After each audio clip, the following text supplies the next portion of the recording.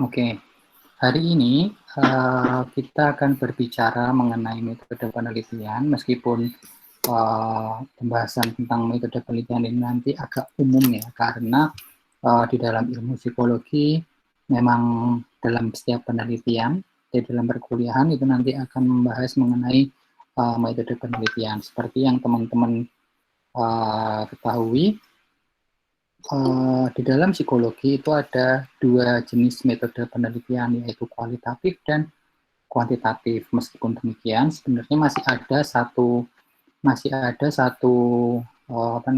satu metode lagi, yaitu mixed design.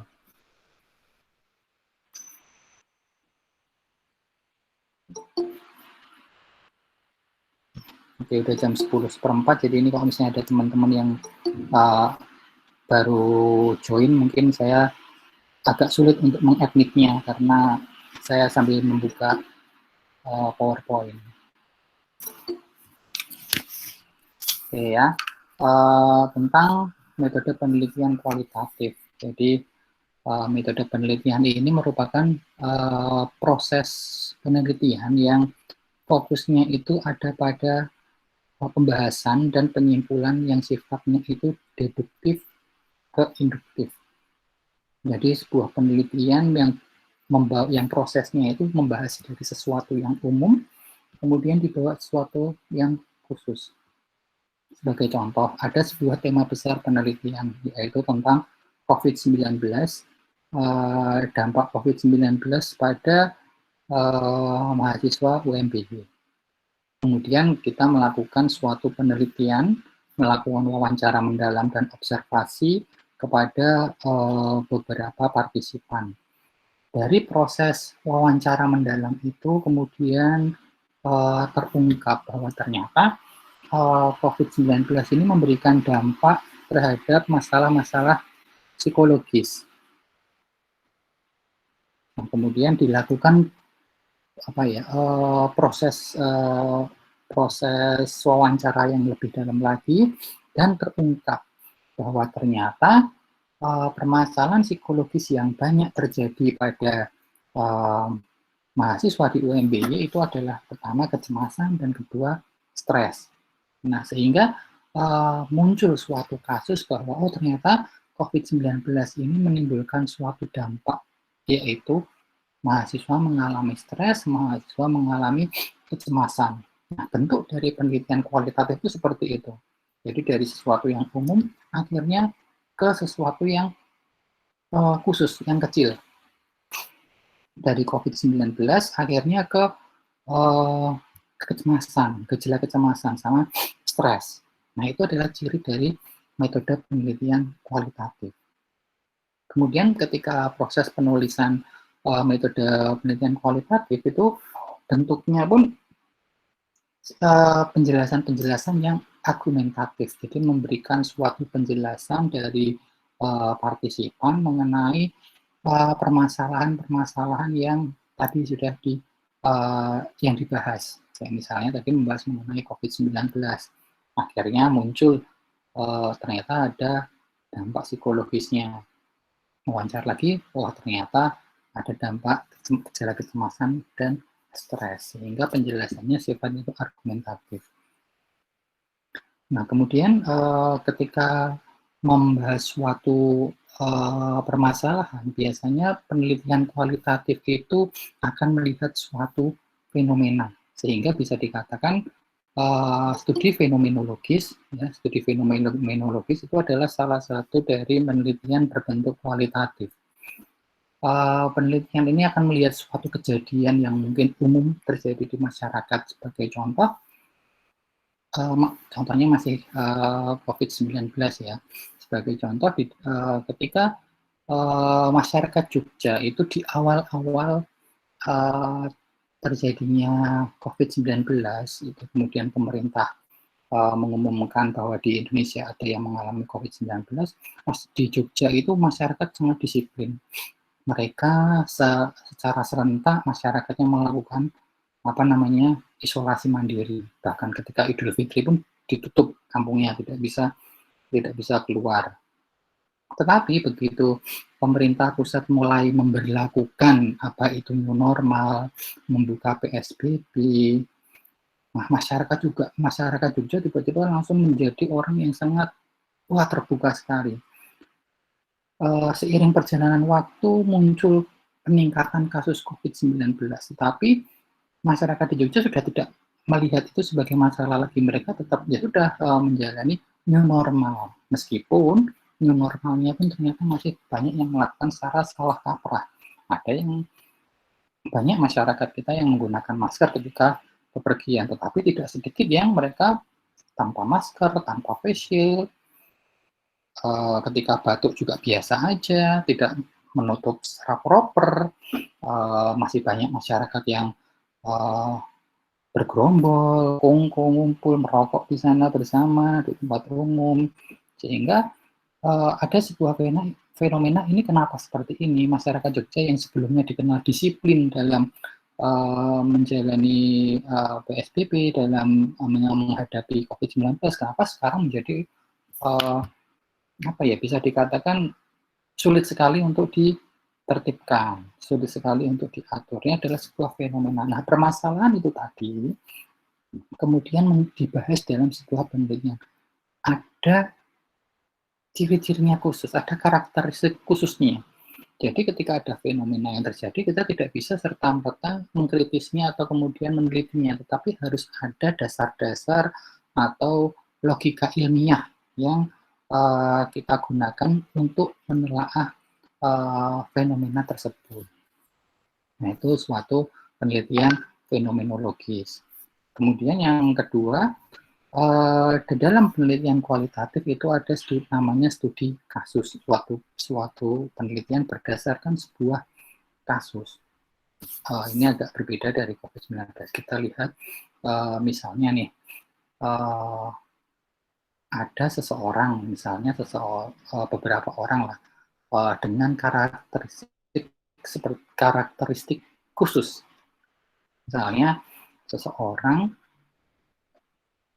remaja, dia memiliki orang tua yang mengalami gangguan mental berat. Ini di dalam masyarakat kita ada beberapa yang mengalami situasi seperti ini. Tetapi orang dengan karakteristik seperti itu, seorang remaja punya orang tua skizofrenia, itu mungkin jumlahnya ya ada beberapa lah ya. Tetapi yang bersedia untuk menjadi yang bersedia untuk berbagi pengalaman, untuk sharing, mungkin jumlahnya sangat sedikit, apalagi dia masih remaja. Nah, karena jumlah orang ini sedikit, kemudian kita permasalahannya pun juga sangat khusus, dia akan seorang individu ini, remaja ini kemudian akan menjadi mungkin kalau istilahnya kasar ya, objek penelitian, tetapi bukan, tetapi istilah lebih lembutnya sebagai partisipan satu-satunya. Kita akan melakukan studi terhadap seseorang yang masih remaja dan dia memiliki orang tua skizofrenia. Ini kita kaji kasusnya, kita telaah, lakukan wawancara mendalam kepada dia, kepada signifikan others-nya. Signifikan others itu adalah kerabat terdekatnya. Kemudian kita mau melihat nih, anak ini apakah juga punya kemungkinan bakalan mengalami gangguan mental berat. Nah, itu namanya studi kasus. Jadi ada sebuah kasus kecil, kasus yang ada di masyarakat, kemudian kita mendalami hal itu. Nah, biasanya penelitian psikologi itu bentuknya studi kasus. Sementara kalau fenomenologis tadi, semua sebuah fenomena yang ada di masyarakat, itu banyak dilakukan oleh teman-teman kita di Fakultas Ilmu Budaya, atau mungkin di Fakultas Ilmu Sosial Politik. Tapi kalau di ilmu psikologi, kebanyakan penelitian kualitatif itu menggunakan studi kasus. Oleh karena itu, pada penelitian kualitatif itu biasanya sampel atau partisipannya itu jumlahnya kecil. Jadi kita menggunakan partisipan berjumlah yang sedikit. Nah, mungkin ketika teman-teman mahasiswa baru ya, ketika masuk di psikologi itu, kemudian melihat wah ternyata mereka masuk ke ilmu sosial waktu SMA itu karena mencoba menghindari banyaknya hitung-hitungan, Ternyata begitu di ilmu sosial, terutama masuk psikologi, ketemu sama yang namanya statistik. Ketemu sama yang namanya konstruksi alat ukur atau psikometri. Yang mana ternyata proses hitung-hitungannya pun tidak sederhana. Bahkan kalau menurut pribadi saya, statistik, psikometri, dan konstruksi alat ukur itu proses hitung-hitungnya lebih rumit kalau menurut saya. Tapi itu bukan menjadi halangan untuk melakukan penelitian kuantitatif. Nah, penelitian kuantitatif ini adalah penelitian yang menekankan pada analisis data berdasarkan angka atau analisis kuantitatif. Jadi kalau tadi kita merasa mau melakukan penelitian kuantitatif, aduh, data hitung-hitungan, data harus ada statistiknya. Nah, sekarang kita sudah memiliki banyak sekali yang namanya software penunjang untuk statistik, misalnya SPSS atau JISP yang free. Nah, dengan software itu, kita tinggal belajar mengoperasikan software tersebut. Kita tinggal memasukkan angka-angkanya, kita akan ketemu langsung hasilnya. Nah, mungkin untuk beberapa teman-teman yang tidak mendalami statistik, kita bisa memanfaatkan software-software ini kita sebagai pengguna saja. Nah, pada penelitian kuantitatif itu semua analisisnya dari analisis data. Karena itu, pada penelitian kuantitatif itu dibutuhkan alat ukur yang valid, alat ukur yang reliable. Nah, jadi kalau teman-teman misalnya mau melakukan penelitian, mau skripsi kuantitatif, alat ukurnya bikin sendiri, harus membuat alat kuesioner sendiri. Nah, maka kuesioner itu harus divalidasi dulu, harus diuji reliabilitas dulu, harus disebar, diuji coba ke banyak orang, kemudian diolah, mana dipilih mana pertanyaan yang bagus dan pertanyaan yang tidak bagus, yang dipakai dan yang tidak dipakai. Nah, setelah ada hasil yang oke, barulah itu menjadi kuesioner yang bisa dikatakan valid maupun reliable, baru bisa digunakan. Nah, bisa juga teman-teman menggunakan alat ukur yang sudah ada. Jadi ada penelitian-penelitian sebelumnya, bisa menggunakan kuesioner yang sudah ada atau skala yang sudah ada, atau bisa menggunakan kuesioner atau skala atau alat ukur yang sudah valid. Misalnya teman-teman mau melakukan tes memori, teman-teman menggunakan soal-soal dari tes memori Indonesia. Nah, itu sudah jelas valid, sudah reliable, tinggal pakai saja. Hasilnya nanti tinggal langsung dimasukkan ke alat SPSS, kemudian dianalisis. Nah, analisis itu tadi gunanya adalah untuk membuktikan hipotesis. Di dalam penelitian kuantitatif, itu teman-teman harus mengajukan hipotesis. Dari mana hipotesis itu dibangun? Hipotesis dibangun dari teman-teman melakukan studi referensi. Jadi teman-teman membaca jurnal-jurnal atau membaca skripsi-skripsi sebelumnya, membaca penelitian-penelitian yang sudah pernah dilakukan terkait dengan variabel-variabel yang digunakan. Kemudian teman-teman bisa membangun, ternyata variabel X dan variabel Y itu sangat berkorelasi. Jadi kita bisa membuat hipotesis. Nah, analisis tadi harapannya adalah mendukung hipotesis penelitian kita ini. Harapannya seperti itu. Oleh karena itu, karena kita datanya itu, analisisnya itu menggunakan data-data angka, pada penelitian kuantitatif biasanya ya menggunakan jumlah partisipan yang besar. Kenapa harus besar? Nah, untuk meningkatkan hasil analisis datanya tadi, meningkatkan validitas dan reliabilitas hasil penelitiannya tadi. Jadi tidak cuma alat ukurnya yang harus valid dan reliable, tapi hasilnya nanti pun juga harus bisa valid, harus bisa memberikan bisa mendukung hipotesis penelitian kita, bisa menghasilkan kalau misalnya ada hubungannya, wah ini ternyata hubungannya sangat kuat, sangat signifikan, relasinya sangat signifikan, berbeda kayak gitu. Atau misalnya nih teman-teman melakukan studi yang mencari hubungan sebab akibat, yaitu menggunakan eksperimen. Jadi eksperimen itu adalah sebuah penelitian untuk membuktikan hubungan sebab akibat antara dua variabelnya. Mau membuktikan apakah terapi mindfulness itu bisa menurunkan gejala kecemasan. Nah, jadi kita harus bisa bisa membuktikan bahwa ternyata orang yang dikasih terapi mindfulness itu gejala kecemasannya bisa turun. Bedanya itu signifikan, harus signifikan. Nah, uji analisis data tadi biasanya memang menggunakan sampel besar kalau kita melakukan penelitian yang sifatnya itu survei. Apa itu survei? Nanti kita akan jelaskan. Nah, sementara kalau eksperimen tidak semua penelitian eksperimen membutuhkan partisipan yang besar. Nih, metode kuantitatif ada dua, eksperimen sama survei.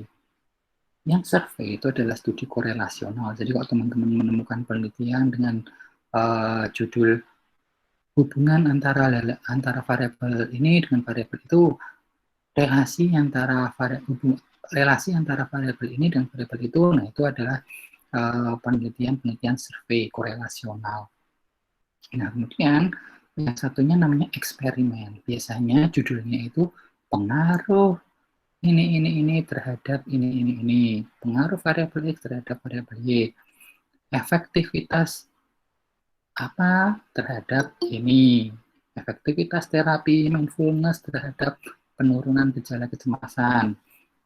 Nah, kayak gitu. Itu biasanya eksperimen pengaruh, efektivitas, atau jadi sebuah judul yang menjelaskan hubungan sebab akibat variabel ini akan menyebabkan ini terhadap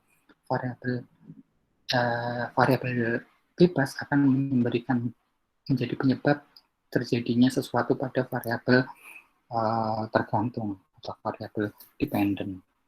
Nah, eksperimen sendiri itu ada dua jenis, ada eksperimen murni dan kuasi eksperimen. Perbedaannya apa? Eksperimen murni dan kuasi eksperimen. Eksperimen murni itu ada random assignment, sementara kalau kuasi eksperimen tidak ada random assignment. Apa sih random assignment itu? Random assignment itu gini, teman-teman lakukan eksperimen dengan jumlah partisipan 10 orang. Mau dibagi dua, dalam kelompok kontrol satu, kelompok eksperimen sebagian. Nah, untuk membagi kelompoknya jadi 5-5, itu diacak. Acaknya gimana? Bisa menggunakan kayak undian. Jadi setiap partisipan ambil undian, dia masuk KK atau masuk KE. Nah, kayak gitu. Atau bisa dengan metode namanya dimasukkan di misalnya software komputer sama komputer itu kemudian diacak secara otomatis. Sudah ada hasilnya. Jadi si A masuk kelompok mana, si B kelompok mana, C kelompok mana, dan sebagainya. Nah, itu namanya random assignment. Terus gini, misalnya nih, kelompok biopsikologi 11B1 dan 11B2. 11B1 saya jadikan KK dan 11B2 saya jadikan KE. Nah, itu bukan random assignment. Jadi kalau random assignment atau acak, itu yang diacak adalah partisipannya, individunya, bukan kelompoknya. Nah, kemudian di dalam penelitian eksperimen ini ada dua jenis, between subject dan within subject. Di dalam between subject itu penelitiannya itu biasanya membandingkan antar kelompok. Jadi tadi kan kita kelompok kontrol dengan kelompok eksperimen. Dikasih misalnya terapi mindfulness, mau menurunkan kecemasan. Jadi orang datang dibagi dua kelompok kontrol dan kelompok eksperimen. Kemudian mereka dikasih pretest dulu, dikasih kuesioner tentang gejala kecemasan. Habis itu setelah selesai, mereka dikasih kelompok eksperimen dikasih terapi mindfulness. Sementara yang kelompok kontrol itu tidak dikasih terapi mindfulness, mereka didiemin aja. Nah, setelah kelompok eksperimen selesai dikasih terapi, dilakukan pengukuran ulang. Pengukuran ulangnya apa? Sama kuesioner tentang kecemasan lagi. KK dan KI dikasih dua-duanya. Kemudian dibandingkan antara KK dan KI, itu skornya dibandingkan. Itu namanya between subject. Nah, tadi kan sebelum terapi ada pengukuran pretestnya. Nah, pada KE sebelum terapi dan sesudah terapi itu kan ada skornya. Dibandingkan nih antara sebelum tes dan sesudah tes. Nah, ini namanya between subject. Jadi membandingkan skor dari satu individu. Jadi individu dibandingkan skor sebelum sama skor sesudah.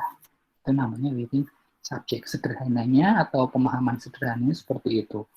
Tapi biasanya penelitian between subject itu tidak hanya mengukur antara pre dan post, tapi biasanya ada post 1, ada post 2, pengukuran post test 1, post test 2, post test 3. Nah, itu akan dibandingkan. Itu biasanya within subject seperti itu. Atau misalnya nih, dia diberi beberapa perlakuan. Perlakuan pertama tes mindfulness. Habis itu setelah selesai 1 minggu kemudian dikasih terapi mungkin CBT misalnya, itu juga bisa seperti itu. Itu sederhana, penjelasan sederhana tentang within subject seperti itu. Nah, pada penelitian eksperimen, kenapa sih kok membahas banyak tentang eksperimen? Karena pada penelitian biopsikologi itu nanti akan banyak sekali melakukannya dengan eksperimen. Nanti akan sedikit saya jelaskan. Nah, di dalam eksperimen tadi ya, ada random assignment ya di dalam kelompok eksperimen murni, between subject dan within subject. Between subject itu ada beberapa desain, ada desain 2 independent groups, tadi saya sudah sampaikan contohnya ada KK dan KE. Jadi ada 2 kelompok yang independen. Kemudian ada match group, jadi antara KK dan KE ini yang harus sama, memiliki ada satu variabel tertentu yang harus sama di antara mereka. Kemudian multiple groups itu adalah penelitian menggunakan kelompok lebih dari 2. Jadi misalnya 3, 4, 5, nah itu sudah dikatakan multiple groups. Kemudian ada penelitian factorial design. Kemudian kalau within subject itu ada desain pretest, posttest, one group only, sama ada factorial design. Nah ini kalau penjelasan masing-masing desain ini akan lebih dalam ketika perkuliahan psikologi eksperimen.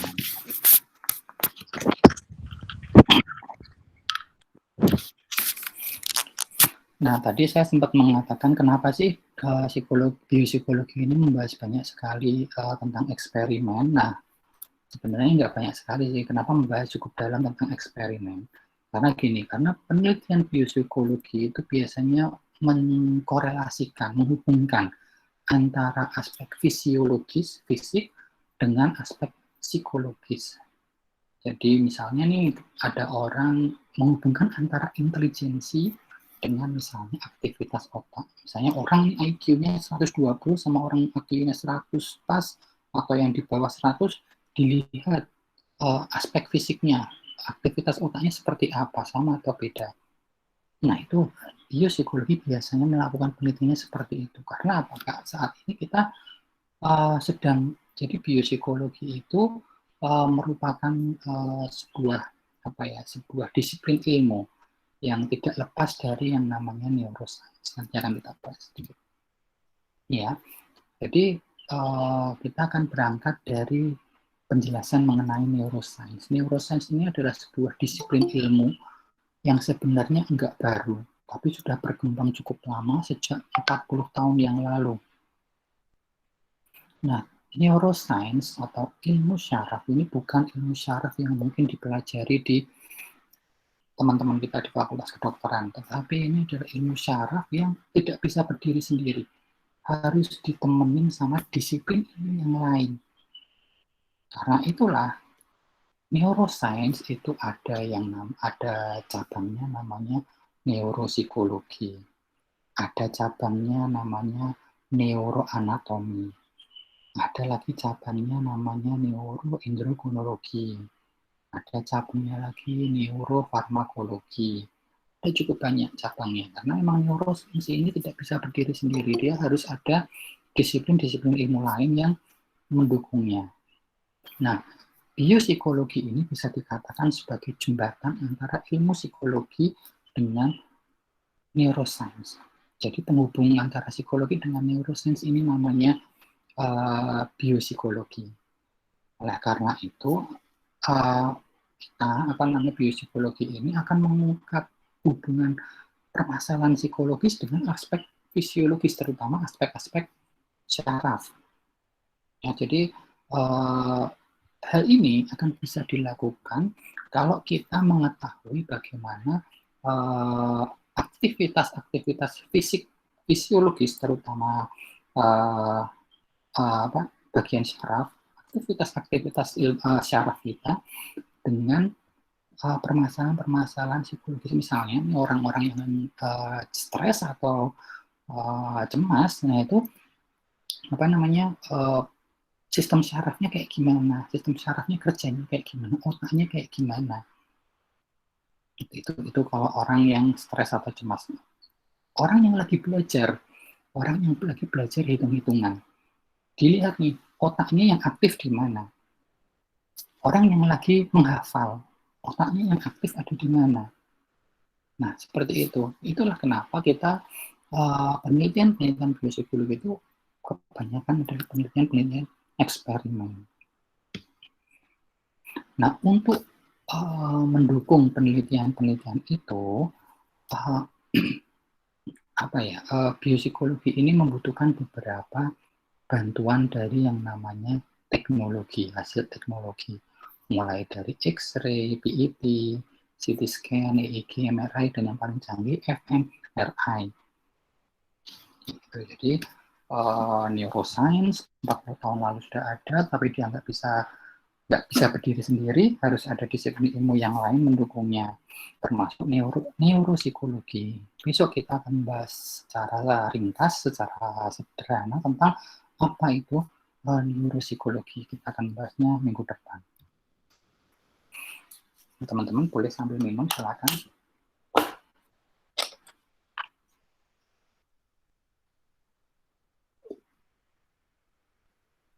Saya ngomongnya kecepatan nggak atau suaranya kurang keras?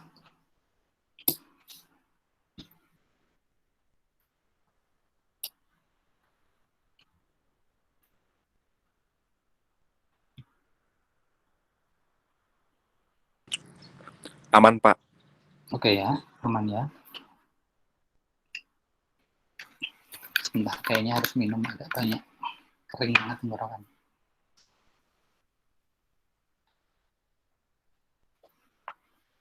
Ini saya harus pakai face shield karena saya lagi piket di kampus 3. Jadi meskipun jaraknya jauh dari orang lain, tapi paling tidak karena saya banyak ngomong harus terjaga biar tidak ada virus yang kena wajah saya dan tidak ada virus dari mulut saya yang nyiprat keluar.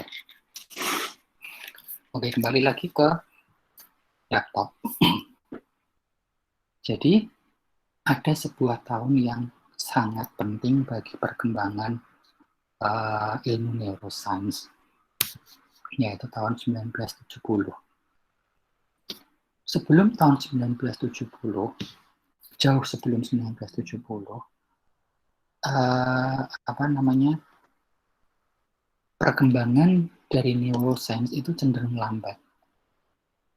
Karena apa? Karena pada tahun sebelum 1970 itu, mereka, para peneliti itu sudah mencapai konsep teoritis bahwa ada nih hubungannya sangat erat antara otak dengan dengan masalah-masalah mental psikologis. Sebagai contoh, minggu lalu saya sempat menjelaskan tentang Phineas Church yang membuktikan bahwa kerusakan otak bisa merubah orang menjadi orang yang berbeda, ada perubahan kepribadian. Hal ini membuktikan bahwa ini ada hubungannya banget nih antara otak sama psikologis. Tapi hanya berhenti pada tataran teoritis, atau kalaupun hasil perkembangan, hasil proses belajarnya, bukti-bukti itu bisa didapat ketika seseorang belajar dari dead body, jenazah. Jadi proses studinya itu dari postmortem. Jadi orang yang sudah meninggal.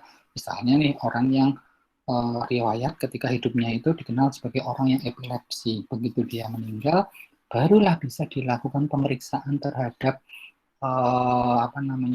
otaknya, organ tubuhnya. Tapi ketika orang itu sudah meninggal. Sementara ketika orang ini masih hidup, sedang beraktivitas, itu kita tidak pernah mengetahui bagaimana otak seseorang yang punya masalah epilepsi sebagai contoh. Sampai akhirnya sekitar tahun 1970 atau sebelumnya mulai ada yang namanya teknologi digital imaging. Kalau tahun 1970 sebelumnya itu bentuknya masih X-ray fotografi. Ini adalah cikal bakal dari teknologi namanya fotoronsen, kontras X-ray. Nah, X-ray method ini meskipun sebuah teknologi baru, tetapi tidak memberikan bantuan atau memberikan dukungan yang signifikan. Hasil tangkapan pemotretan X-ray itu belum mampu merekam atau menembus tengkorak, jadi belum bisa mendapat gambar otak. Itu sebelum tahun 1970. Jadi penelitian biopsikologi itu stagnan di sini. Stagnan.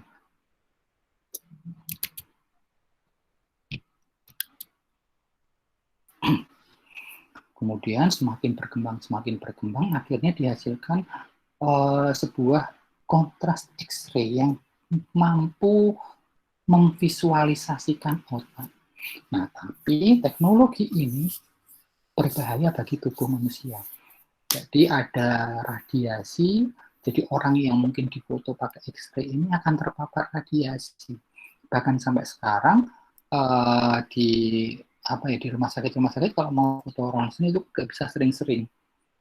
Jadi dengan mengenakan pakaian khusus di ruangan yang khusus karena alatnya ini mengandung radiasi. Kemudian perkembangan zaman akhirnya setelah tahun 1970 mulai berkembang. Ada alat namanya computed tomography atau CT scan. Nah, alat ini sudah mulai canggih, meskipun masih menggunakan sinar X. Sinar X ini dipadukan dengan komputer untuk memvisualisasikan otak, untuk mengcapture struktur internal tubuh. Jadi, alat ini bisa untuk menggambar, untuk mengcapture organ dalam tubuh. Tapi ya cuman bentuknya adalah gambar doang. Kalau misalnya ada luka di dalam otak, atau misalnya paru-parunya bengek, ada penyakit, nah itu pakai X-ray. Di foto ronsen bisa. Otaknya luka, misalnya habis mengalami kecelakaan, di CT X-ray untuk dilihat apakah gegar otak atau enggak, itu menggunakan CT X-ray. Bisa melihat visualisasi otak. Nah, ini masih menggunakan sinar X-ray. Jadi masih ada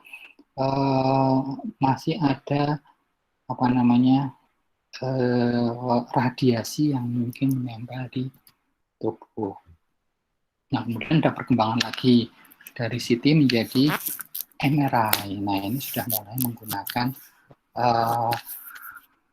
menggunakan gelombang-gelombang atom. Masih belum bisa lepas dari yang namanya radiasi.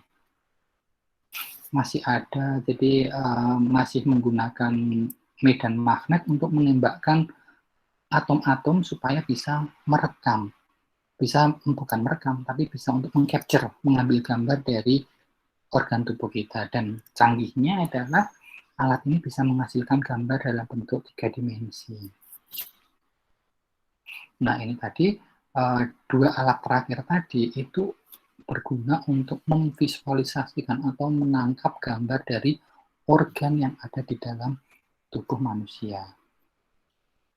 Nah, sekarang yang akan kita bahas adalah alat yang mampu melihat aktivitas organ tubuh kita. Sebagai contoh, alat-alat ini dinamakan alat dalam golongan alat brain activity scanner. Jadi alat untuk men-scanner aktivitas otak. Yang pertama namanya PET, positron emission tomography. Nah, ini banyak digunakan pada penelitian-penelitian biopsikologi. Karena apa? Karena sudah bisa menangkap aktivitas gelombang otak. Jadi, di alat ini kita bisa tahu, ini otak kok kayaknya aktivitasnya nggak wajar ya. Ini otak kok kayaknya tidak sesuai dengan orang normal pada umumnya. Atau gini, oh ternyata kalau lagi belajar itu aktivitas otak seperti ini. Aktivitas otak itu yang paling aktif itu bagian ini. Atau orang yang lagi belajar berhitung, oh area otak yang aktif bagian sini. Atau orang yang lagi menghafal, oh ternyata area otaknya yang aktif di bagian sini. PET bisa melakukan hal itu. Nah, prosedurnya adalah orang yang mau diukur PET itu harus disuntik suatu zat radioaktif, katanya sih aman, tetapi meskipun aman, ada zat asing yang masuk ke dalam tubuh kita. Salah satu zat itu namanya 2-deoksyglukosa. Jadi 2-deoksyglukosa. Nah, zat ini akan diidentifikasi oleh yang namanya itu, jadi di dalam otak itu ada yang namanya blood barriers, jadi kayak semacam security untuk menfilter zat-zat apa aja yang bisa masuk ke otak kita. Jadi kan darah kita akan dibuat dari dalam tubuh, dari seluruh tubuh, kemudian naik ke otak. Nah, itu ada barrier-nya, ada security-nya. Zat apa yang boleh masuk dan yang nggak boleh masuk. Yang nggak boleh masuk akan ditinggal dibuang. Nah, salah satu zat yang diizinkan masuk itu namanya zat glukosa. Ya, zat glukosa adalah sumber energi otak. Jadi otak itu bekerja tetap butuh bensin, tetap butuh sumber energi. Namanya adalah glukosa. Nah, zat itu tadi, 2-deoksyglucose itu tadi akan diterjemahkan oleh si penerjemah, oleh si pemfilter, oleh si security sebagai glukosa. Jadi dia akan diizinkan masuk sampai ke otak. Nah, paham ya sampai sini tentang sumber energi. Nah, sumber energi itu tadi akan disalurkan ke bagian-bagian otak yang sedang bekerja. Jadi gini, ketika teman-teman saya kasih tugas untuk berhitung, jadi udah saya suntik 2-deoksyglucose-nya, tadi udah saya suntikkan, kemudian pasang tuh namanya alat PET, kemudian teman-teman saya kasih tugas untuk menghitung. Nah, kemudian akan dilihat di otak ini ketika teman-teman sedang menghitung, bagian otak mana yang aktif. Jadi di sini ilmuwan mulai mengetahui ini orang kalau sedang ngitung, ini otaknya itu yang bekerja bagian ini. Orang kalau lagi menghafalkan yang kerja bagian ini dan ini. Kita sudah mulai tahu dengan adanya teknologi ini, kita bisa tahu aktivitas-aktivitas otak tertentu ketika kita melakukan suatu tindakan. Jadi aktivitas perilaku behavioral, aktivitas kognitif, aktivitas mental yang sedang kita lakukan itu akan dilakukan oleh otak yang bagian mana saja. Itu kita bisa tahu dengan PET. Tapi masih ada alat yang harus masih ada zat yang harus dimasukkan ke dalam tubuh. Kemudian ada alat namanya MRI, functional MRI. Sorry.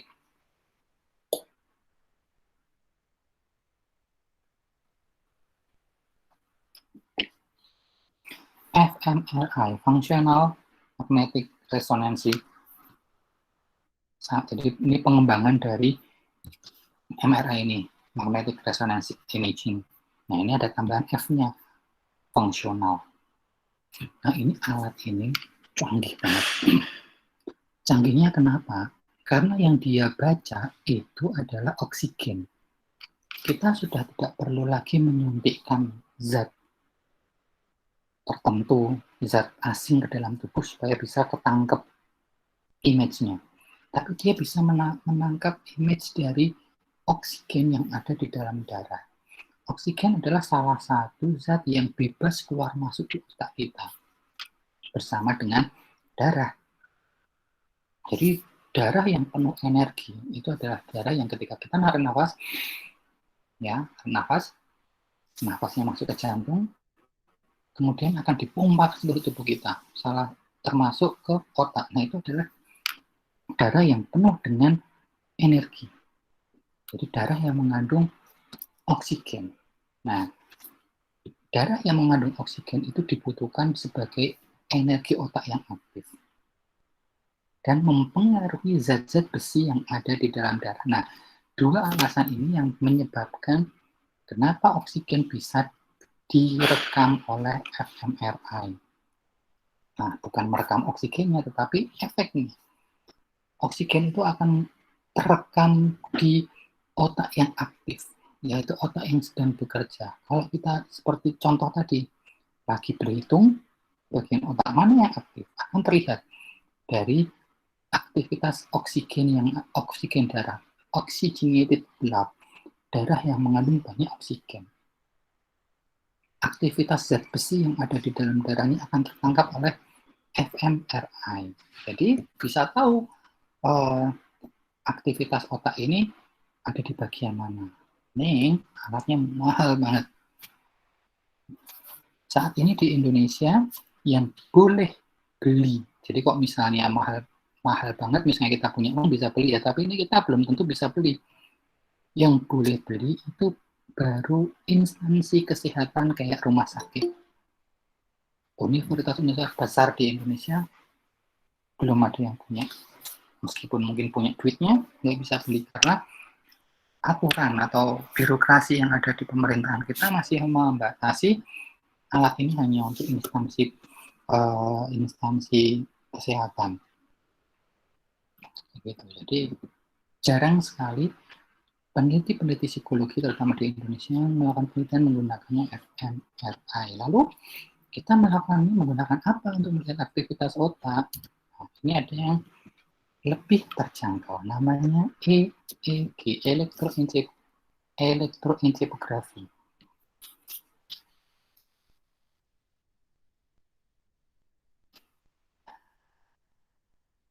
Penjelasan tentang EEG kok hilang.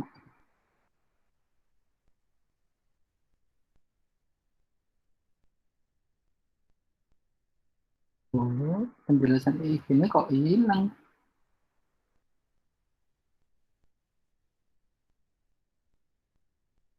Nah, ini dia.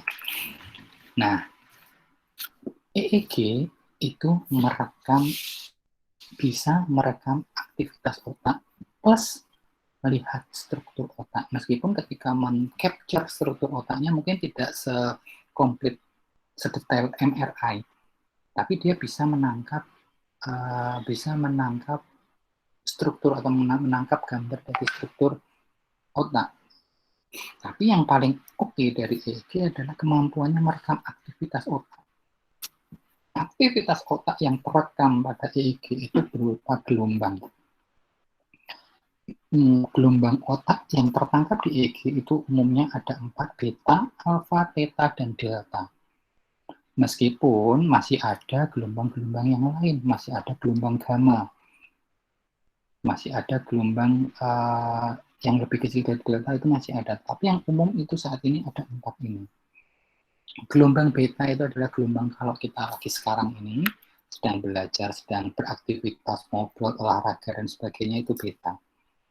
Alfa, gelombang alfa itu adalah gelombang saat kita rileks, duduk, membaca buku dengan fokus yang penuh dalam situasi yang nyaman. Nah, gelombang theta itu adalah ketika kita beranjak mulai mau tidur udah mulai liar-liar, maksudnya udah mau belum nyenyak ya, tapi nah itu theta. Delta adalah gelombang tidur deep sleep.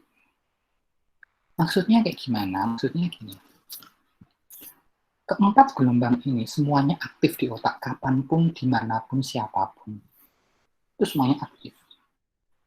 Tapi ketika kita beraktivitas biasa, gelombang beta ini akan menunjukkan nilai atau energi yang paling besar. Gelombang beta itu bentuknya cepat gitu.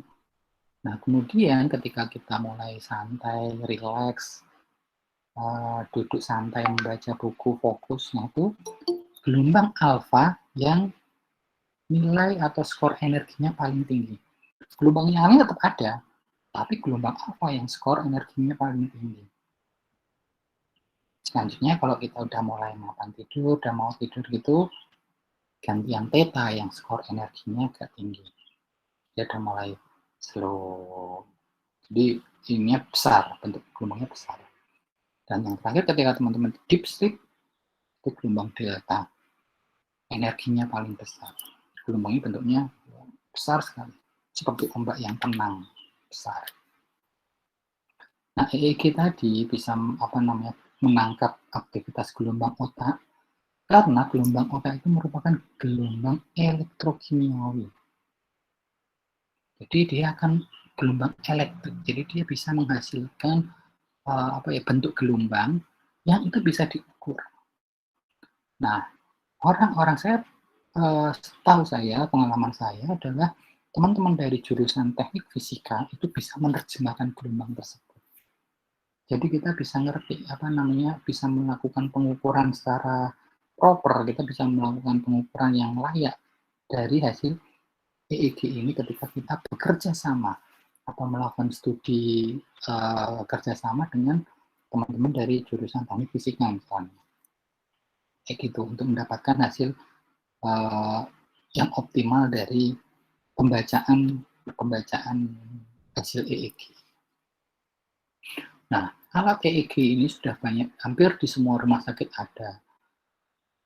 Di lab-lab kayak Pramita itu ada, dan teman-teman bisa melakukan eksperimen, melakukan penelitian bekerja sama dengan lab-lab itu tadi, membayar sekian ratus ribu untuk sekali pengukuran. Itu bisa. Gitu. Nah, selain EEG, ada juga alat-alat untuk mengukur aktivitas kardiovaskuler, untuk mengukur pembuluh darah, dan untuk mengukur jantung. Ya, kayak alat yang namanya, mungkin yang kalau umum itu alat tensi itu. Kemudian alat pengukur jantung, EKG atau ECG. Nah, ini teman-teman bisa beli di Tokopedia pun juga ada, atau nggak ada, tapi ada tapinya nih.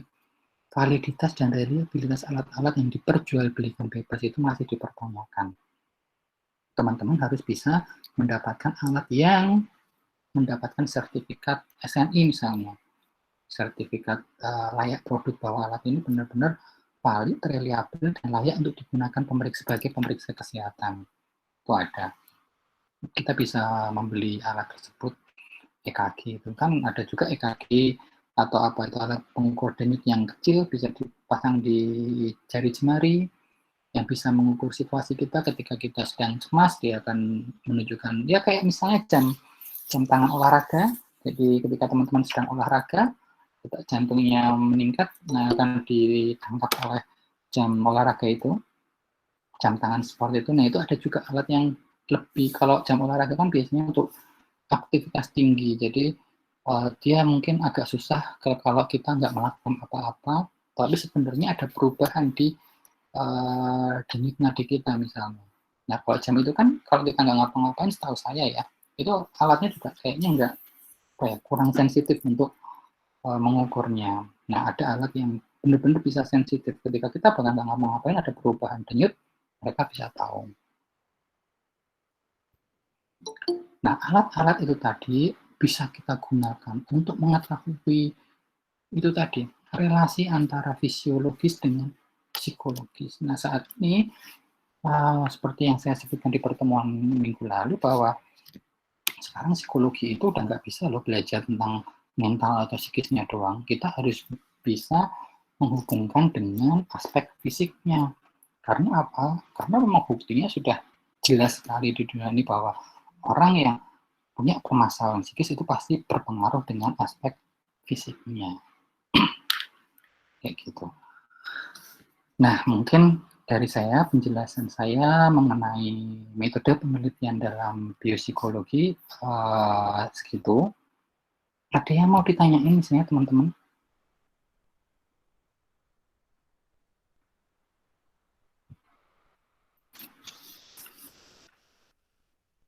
Ada yang mau ditanyakan?